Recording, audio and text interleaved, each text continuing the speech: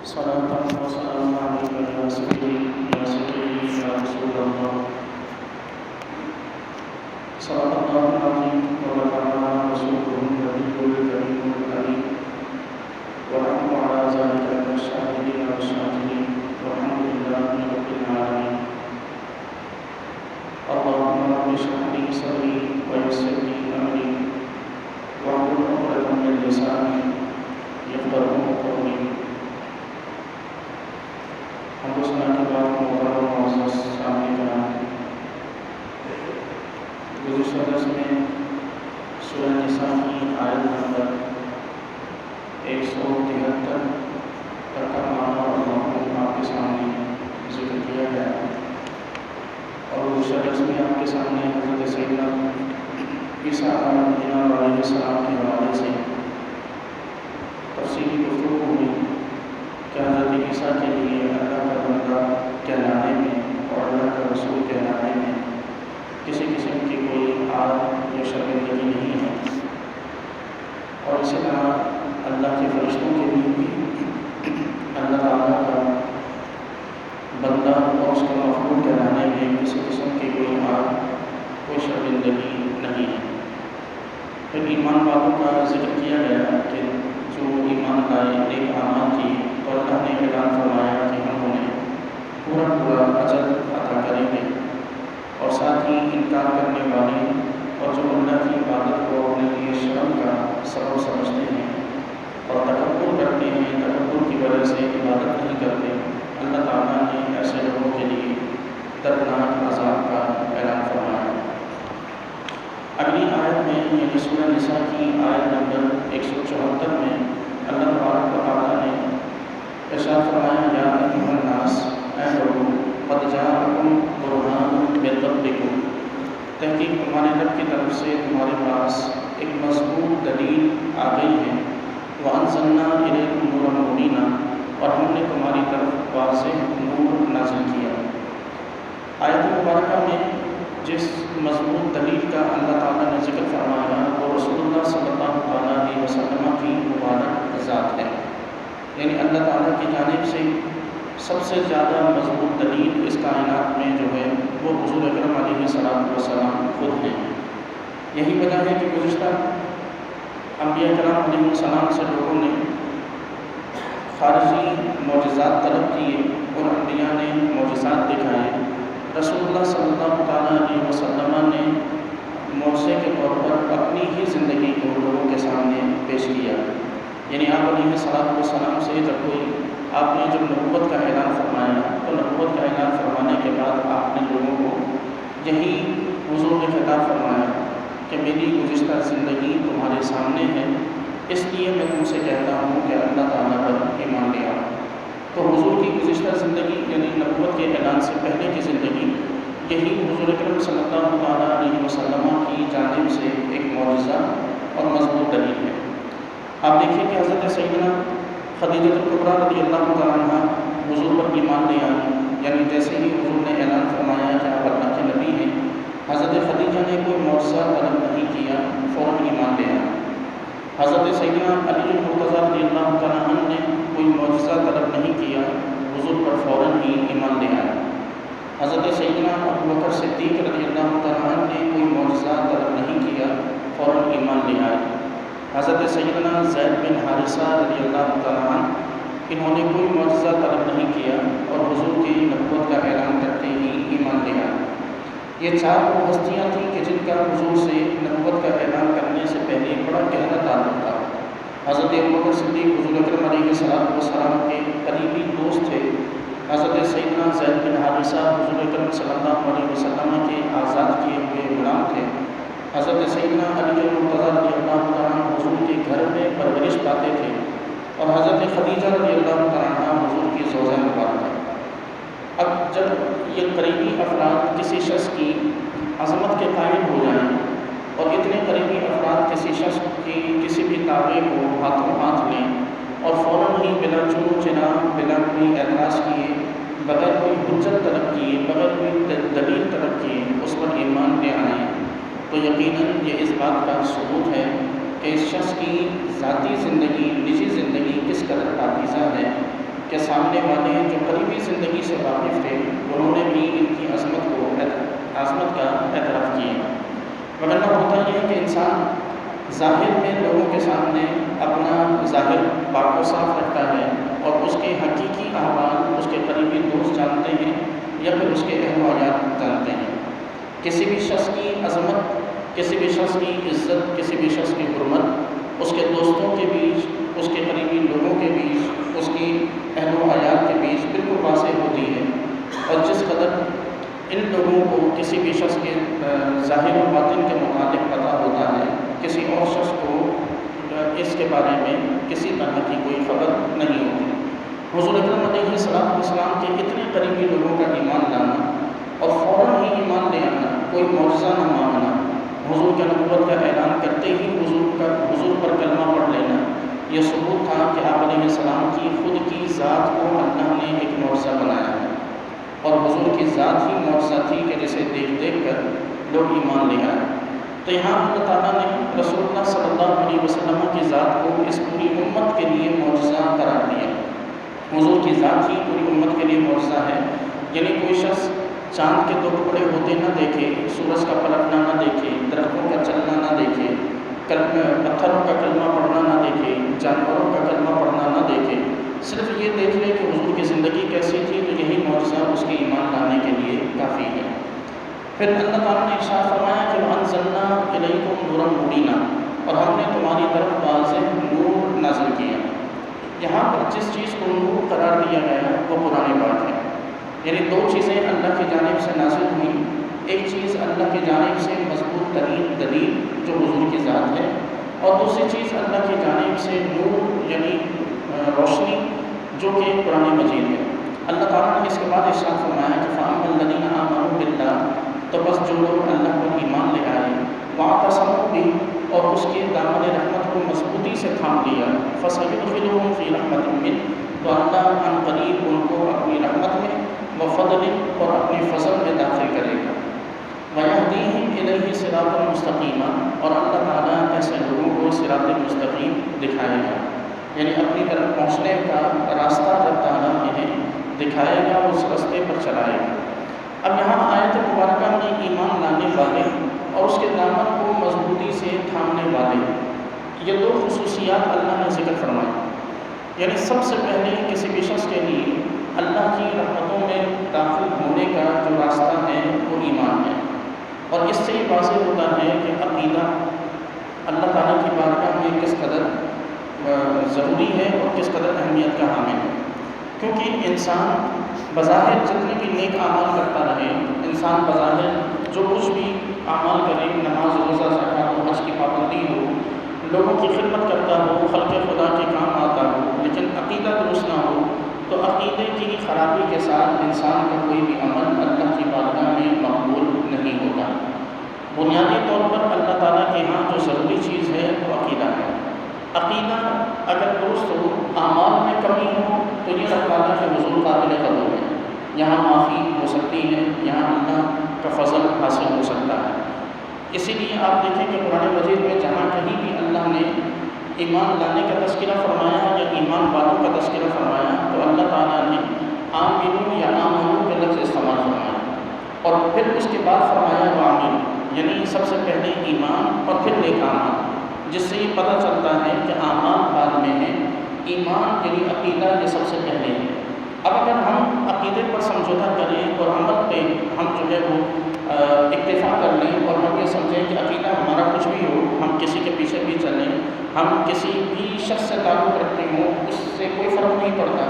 بس اللہ کے حضور ہماری نماز، روزے، زکوٰۃ، حج بس یہی دیکھا جائے گا، تو یہ محض ہماری خام خیالی ہے۔ کیونکہ اللہ تعالیٰ نے سب سے پہلی جو پکڑ کرنی ہے وہ عقیدے پر کرنی ہے کہ آمنو سب سے پہلے حکم ہے کہ ایمان لاؤ۔ اعمال یہ تو بظاہر یہ بات کی چیزیں ہیں کہ جو ایمان کا حصہ ہیں، جن کے ذریعے انسان اپنے مومن ہونے کا ثبوت دیتا ہے، کیونکہ ایمان 3 چیزوں کا مجموعہ ہے۔ یعنی ہم جسے کہتے ہیں کہ بندہ ایمان لائے، تو ایمان لانا یہ 3 چیزوں کا مجموعہ ہے۔ سب سے پہلے یہ ہے، اس میں پائی جاتی ہے دل کی تصدیق۔ سب سے پہلی چیز جو ضروری ہے وہ دل میں اللہ پر ایمان رکھنا اور اللہ تعالیٰ کو ایک ماننا۔ دوسری چیز ہے زبان سے اس کا اقرار ان دو چیزوں کے بعد تیسری چیز ہے عمل بالجوارح، یعنی اپنے اعمال کے ذریعے،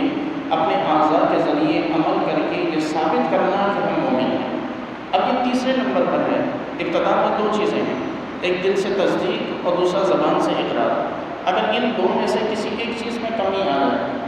یعنی کوئی شخص زبان سے اقرار کرتا ہو لیکن دل میں تصدیق نہ ہو، تو ایسے لوگوں کو قرآن نے منافق قرار دیا ہے۔ ایسے ہی وہ لوگ کہ جو زبان سے انکار کرتے ہوں، دل سے تصدیق کرتے ہوں، ایسے لوگوں کو بظاہر مومن نہیں سمجھا جاتا۔ جب یہ دونوں چیزیں مکمل ہوں، یعنی زبان سے اقرار بھی ہو، دل سے تصدیق بھی ہو، اب اس کے بعد جا کر ڈیمانڈ ہوتی ہے کہ اب عمل کے ذریعے اپنے مومن ہونے کا ثبوت فراہم کیا جائے۔ کبھی بھی کوئی بھی شخص یہ نہ سمجھے کہ عمل بالجوارح یعنی اعمال ہمارے یہ ایمان سے مقدم ہو سکتے ہیں، زبان سے اقرار پر مقدم ہو سکتے ہیں، اس سے پہلے ہو سکتے ہیں، یا دل کی تصدیق ضروری نہیں ہے، دل کی تصدیق بعد میں بھی ہو سکتی ہے، پہلے عمل ضروری ہے، ایسا ہرگز نہیں ہے۔ وگرنہ یہ جتنے بھی ہندو اور یہ جتنے بھی عیسائی، یہودی یا اور دنیا کے کسی بھی مذہب سے تعلق رکھنے والے لوگ جو انسانیت کی خدمت کرتے نظر آتے ہیں، فلاحی کام کرتے نظر آتے ہیں، اللہ تعالیٰ پھر انہیں بھی جنت میں داخل کر دے اگر ایمان ضروری نہ ہو، صرف عمل ضروری ہے۔ تو یہاں یہی چیز ہم میں اور ان میں فرق کرتی ہے کہ ہم اللہ تعالیٰ پر ایمان رکھنے کی وجہ سے کائنات میں افضل ہیں، وگرنہ اعمال کی بنیاد پر تو آج کل کے عیسائیوں، یہودیوں اور دیگر ادیان سے تعلق رکھنے والے لوگوں کے اعمال کئی لحاظ سے ہم سے بہتر ہو سکتے ہیں، اخلاقیات ہم سے کئی لحاظ سے بہتر ہو سکتی ہیں، لیکن ہمیں جو چیز ان سے بہتر بناتی ہے وہ ہے ہمارا ایمان۔ تو اس لیے اللہ تعالیٰ نے یہاں پر یہی ذکر فرمایا، فَأَمَّا الَّذِينَ آمَنُوا بِاللَّهِ، بس وہ لوگ کہ جو پہلے ایمان لائے اللہ پر، وَاعْتَصَمُوا بِهِ، اور پھر اس کے دامن رحمت کو مضبوطی سے تھامے رکھا، تو بس اللہ تعالیٰ انہیں اپنی رحمت میں اور اپنے فضل میں داخل کرے گا اور انہیں اپنی طرف پہنچانے والا سیدھا راستہ دکھائے گا۔ پھر اللہ تعالیٰ نے اگلی آیت میں ارشاد فرمایا جو کہ سورہ نساء کی آخری آیت مبارکہ ہے۔ رب تعالیٰ نے ارشاد فرمایا یستفتونک، یہ آپ سے حکم معلوم کرتے ہیں، سوال کرتے ہیں، قل اللہ، قل اے محبوب آپ فرما دیجیے، اللہ یفتیکم فی الکلالہ، اللہ تعالیٰ تمہیں کلالہ کی میراث میں یہ حکم دیتا ہے کہ ان امرؤ ہلک لیس لہ ولد، اگر کوئی ایسا شخص فوت ہو جائے کہ جس کی کوئی اولاد نہ ہو، نہ ماں باپ ہو، وَلَهُ أُخْتٌ، اور اس کی ایک حقیقی بہن ہو یا اللاتی بہن ہو، فَلَهَا نِصْفُ مَا تَرَكَ، تو یہ شخص جو کو چھوڑ کے مرے گا اس کا آدھا حصہ اس کی بہن کو ملے گا۔ وَهُوَ يَرِثُهَا، اور یہ شخص بھی اپنی بہن کا وارث ہوگا، إِن لَّمْ يَكُن لَّهَا وَلَدٌ، اگر اس کی بہن کی کوئی اولاد نہ ہو، فَإِن كَانَتَا، پس اگر دو بہنیں ہوں، اثنتین دو بہنیں ہوں، فَلَهُمَا الثُّلُثَانِ، تو ان دونوں بہنوں کو اپنے بھائی کے وراثت میں سے 2/3 حصہ ملے گا، مما ترک، بھائی کی وراثت سے، وَإِن كَانُوا إِخْوَةً رِجَالًا وَنِسَاءً، اور اگر کسی ایسے شخص کا انتقال ہو، کسی شخص کا انتقال ہو، اس کی اولاد نہ ہو اور بھائی اور بہن یہ وارث ہوں، فَلِلذَّكَرِ مِثْلُ حَظِّ الْأُنثَيَيْنِ، تو ایک مرد کا حصہ دو عورتوں کے حصے کے برابر ہے۔ یبین اللہ لکم ان تضلوا، اللہ تعالیٰ تمہارے لیے اپنے احکام بیان فرماتا ہے تاکہ تم گمراہ نہ ہو جاؤ، واللہ بکل شیء علیم، اور اللہ تعالیٰ ہر چیز کو خوب جاننے والا ہے۔ آیت مبارکہ میں یہ جو آیت مبارکہ ہے، اس آیت مبارکہ کے بارے میں حضرت سیدنا امام بخاری علیہ رحمہ فرماتے ہیں کہ قرآن مجید کی جو سب سے آخری جو سورت نازل ہوئی ہے وہ سورۃ توبہ ہے، کہ جو قرآن کی میں نزولی ترتیب کے لحاظ سے سب سے آخر میں نازل ہوئی، اور قرآن کریم کی جو سب سے آخری آیت نازل ہوئی وہ سورہ نساء کی یہ آخری آیت ہے۔ امام بخاری علیہ رحمہ فرماتے ہیں، جبکہ علامہ خطابی علیہ رحمہ اس کے مطابق فرماتے ہیں کہ قرآن مجید کی جو آخری صورت ہے وہ سورہ نصر ہے، یعنی اذا جاء نصر اللہ جو صورت ہے یہ قرآن مجید کی آخری صورت ہے نازل ہوئی اور اس کے بعد فرماتے ہیں حضرت عبداللہ بن عمر رضی اللہ تعالیٰ فرماتے ہیں کہ یہ صورت خطبہ حجۃ الوداع، یعنی حجۃ الوداع جو حضور نے فرمایا اپنی زندگی کا آخری جو حج مبارک فرمایا، یہ اذا جاء نصر اللہ سورہ مبارکہ اس موقع پر نازل ہوئی۔ پھر فرماتے ہیں کہ اس کے بعد الیوم اکملت لکم دینکم یہ آیت مبارکہ نازل ہوئی، اور الیوم اکملت لکم دینکم والی آیت کے بعد حضور اکرم علیہ السلام 80 دن مزید اس دنیا میں حیات رہے ہیں۔ اس کے بعد پھر یہ سورہ نساء کی آخری آیت نازل ہوئی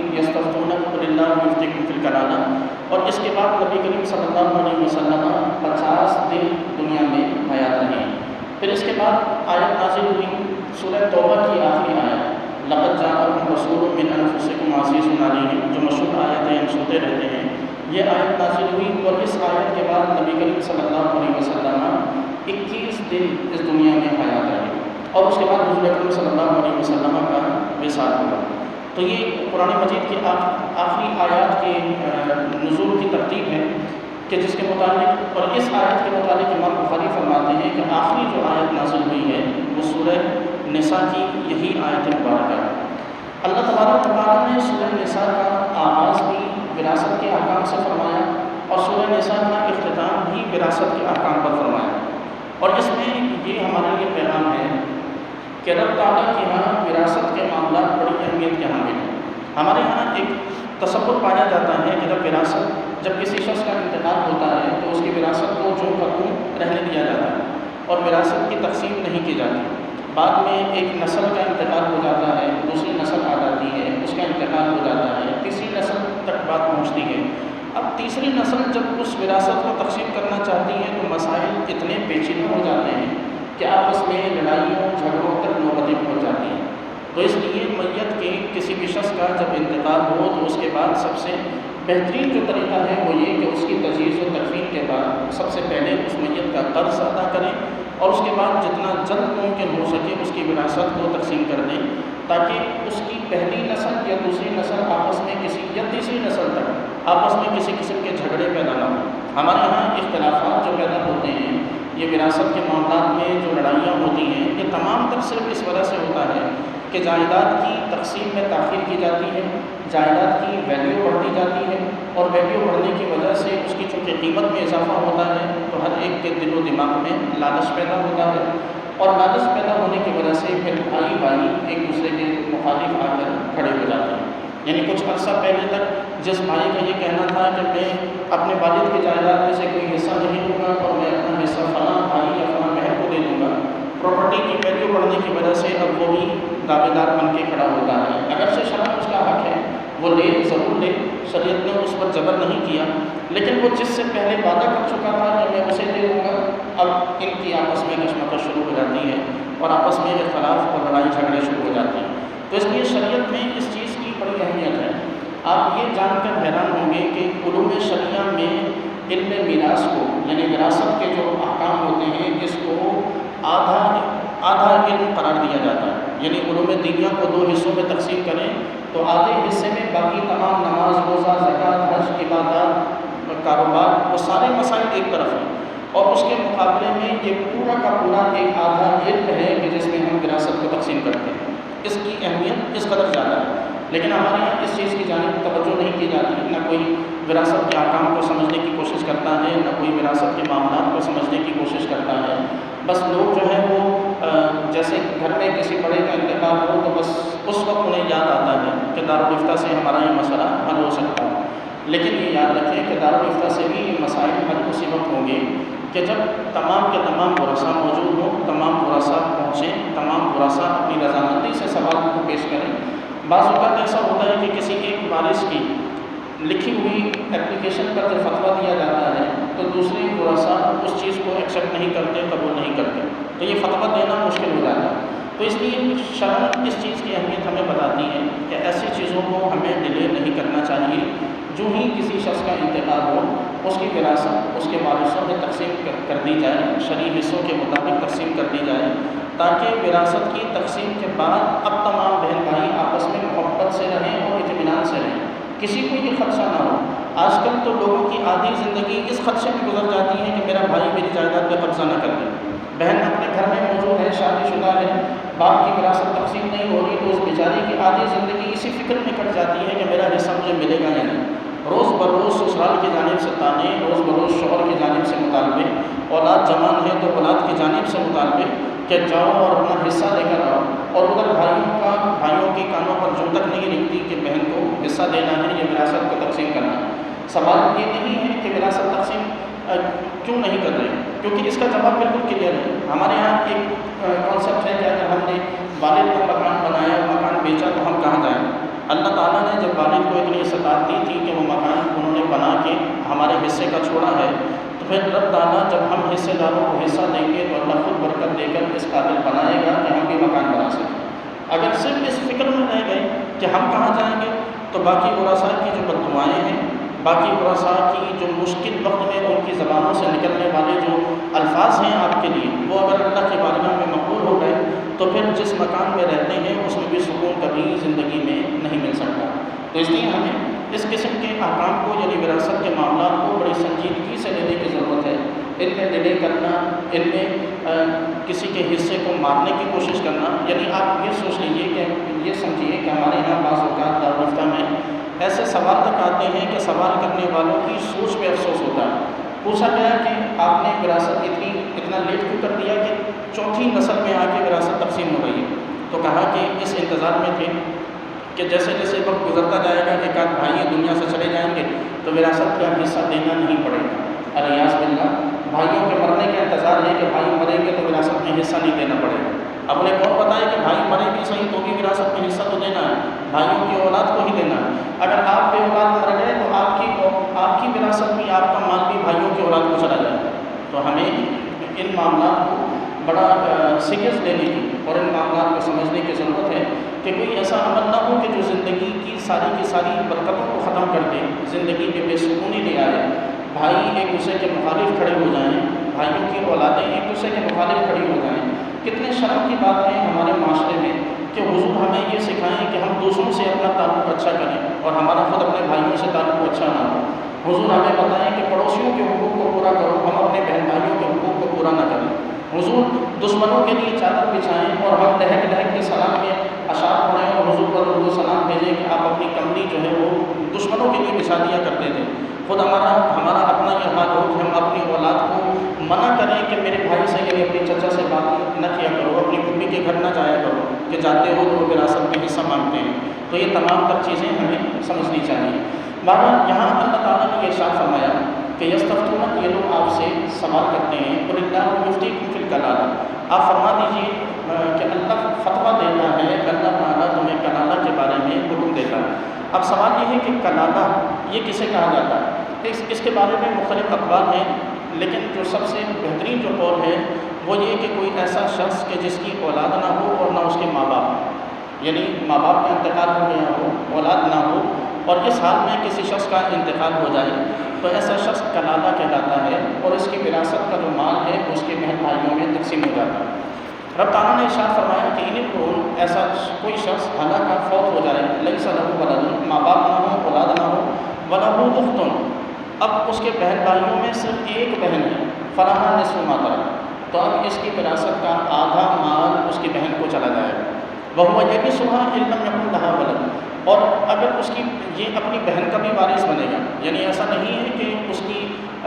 صرف اس کی جائیداد بہن کو جائے گی، اگر بہن کی اولاد نہیں ہے تو پھر بھائی اس کا وارث بنتا ہے۔ فرمایا کہ وہو یرثھا، یہ اپنی بہن کا وارث بنے گا، ان لم یکن لہا ولد، اگر بہن کی کوئی اولاد نہیں ہے۔ فَإِن كَانَتْ اثْنَتَيْنِ، اب سوال یہ ہے کہ کسی شخص کی دو بہنیں ہوں، یعنی کوئی ایسا شخص کہ جس کی ماں باپ نہیں ہے، جس کی اولاد نہیں ہے، انتقال ہو گیا، دو بہنیں موجود ہیں۔ پہلی صورت تھی کہ صرف ایک بہن تھی، اب ہے کہ صرف دو بہنیں ہیں، تو اللہ تعالیٰ نے ارشاد فرمایا کہ فَلَهُمَا الثُّلُثَانِ مِمَّا تَرَكَ، اب اس کے مال کا 2/3 حصہ ان دونوں بہنوں کو مل جائے گا۔ وَإِن كَانُوا إِخْوَةً رِجَالٌ وَنِسَاءٌ، اب کوئی شخص ایسا فوت ہوا کہ جس کے بہن بھائیوں میں 2 بھائی 2 بہنیں، یا 4 بھائی 2 بہنیں، یا 2 بھائی 4 بہنیں، یعنی ایک سے زیادہ یا ایک بھائی اور بہن موجود ہوں، دونوں قسم کے لوگ موجود ہوں، تو فرمایا کہ فَلِلذَّكَرِ مِثْلُ حَظِّ الْأُنثَيَيْنِ، تو اب پوری کی پوری جائیداد انہی میں تقسیم ہو جائے گی، لیکن اس کا طریقہ یہ ہوگا کہ ہر مرد کو یعنی بھائی کو بہن کے مقابلے میں ڈبل حصہ ملے گا۔ یبین اللہ لکم ان تضلوا، اللہ تعالیٰ یوں ہی تمہارے لیے احکام کو بیان فرماتا ہے تاکہ تم گمراہ نہ ہو جاؤ۔ واللہ بکل شیء علیم، اور اللہ تبارک و تعالیٰ ہر چیز کو جاننے والا ہے۔ یہاں ایک آخری بات یہ عرض کر دوں کہ اللہ تعالیٰ نے یہاں ارشاد فرمایا کہ واللہ بکل شیء علیم، اللہ تبارک و تعالیٰ جاننے والا ہے، ہر چیز کو جاننے والا۔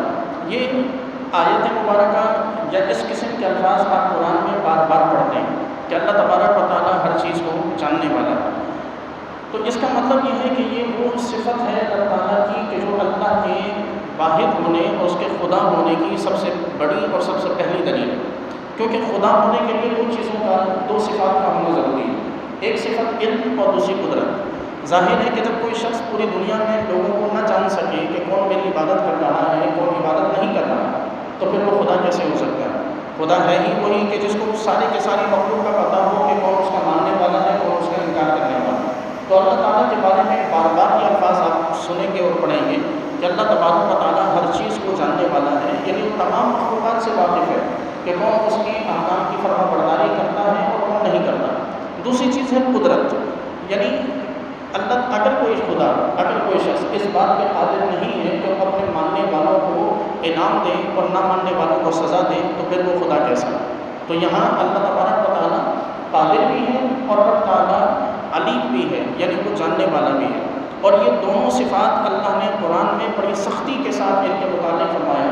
کہ کوئی بھی نبی اپنی ذات میں نہ تو قدرت والا ہو سکتا ہے، نہ کوئی نبی بالذات جو ہے وہ جاننے والا ہو سکتا ہے۔ کسی بھی نبی کے متعلق یہ عقیدہ نہیں رکھ سکتے کہ اللہ کے عطا کیے گئے علم کے بغیر ان کے پاس ذاتی طور پر اتنا علم ہے۔ نہ کسی نبی کے متعلق یہ دعویٰ کیا جا سکتا ہے، وہ حضور کی ذات ہی کیوں نہ ہو، حضور کے متعلق بھی یہ دعویٰ نہیں کیا جا سکتا کہ حضور کو اللہ کی عطا کے بغیر